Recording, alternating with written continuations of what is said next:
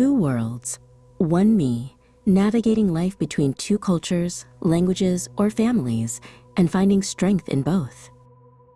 Akito leaned against the cold metal of his locker, listening. In one ear, it was the rapid, casual English of his classmates. In the other, it was the echo of his mother's voice. Akito-kun, don't forget your heritage.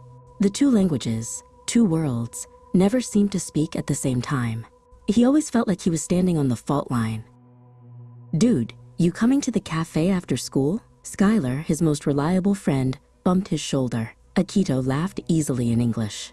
Yeah, I'm starved. Did you finish that history assignment? He smiled, but inside, a little voice was panicking. Did I use the right slang? Was starved too much? The moment he stepped inside his apartment, the language switched. His mother was in the kitchen.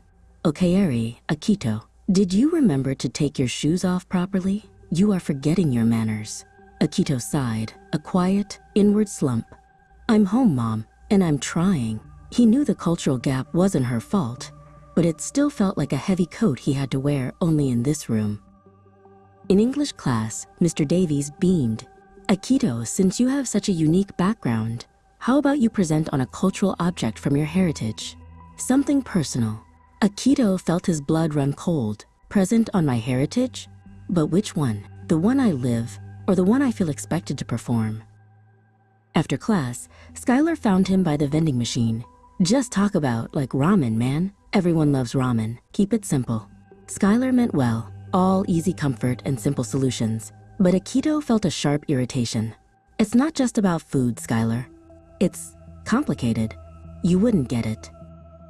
He needed a different perspective. He found Haruki, his older cousin, at a small, cluttered cafe downtown. Haruki was a university student, calm and always sketching. Akito slid into the booth, a silent knot in his chest. Haruki-san, how do you live between two places? I feel like I'm lying to everyone. Haruki carefully set down his charcoal. I know that feeling, Akito. The foreigner everywhere. You feel too Japanese to be here, and too here to be truly Japanese. For a long time, I tried to build a fence between the two. It only made me exhausted. The truth is, Haruki continued, there is no rule book. You don't have to choose. You can take the parts you love from each world, like finding the best colors for a single painting. It's okay if your identity is messy, Akito. That's what makes it yours.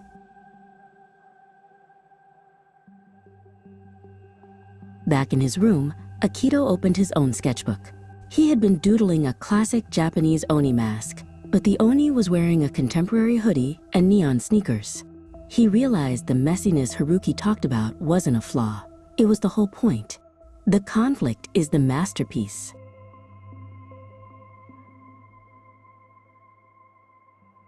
On presentation day, Akito didn't talk about ramen. He talked about kintsugi, the Japanese art of repairing broken pottery with gold. He spoke perfect English, but then he used the word wabi-sabi and explained its meaning, finding beauty in imperfection. His voice was steady.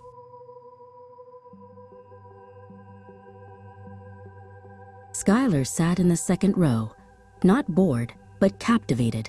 He was frantically scribbling down the definition of wabi-sabi. He finally understood that Akito's simple identity wasn't simple at all. It was complicated, deep, and beautiful, like the bowl Akito held.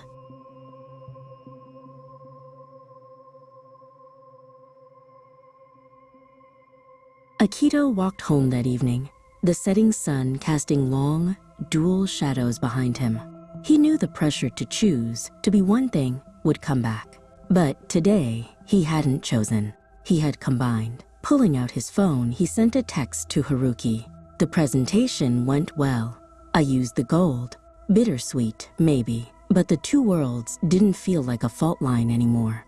They felt like a foundation.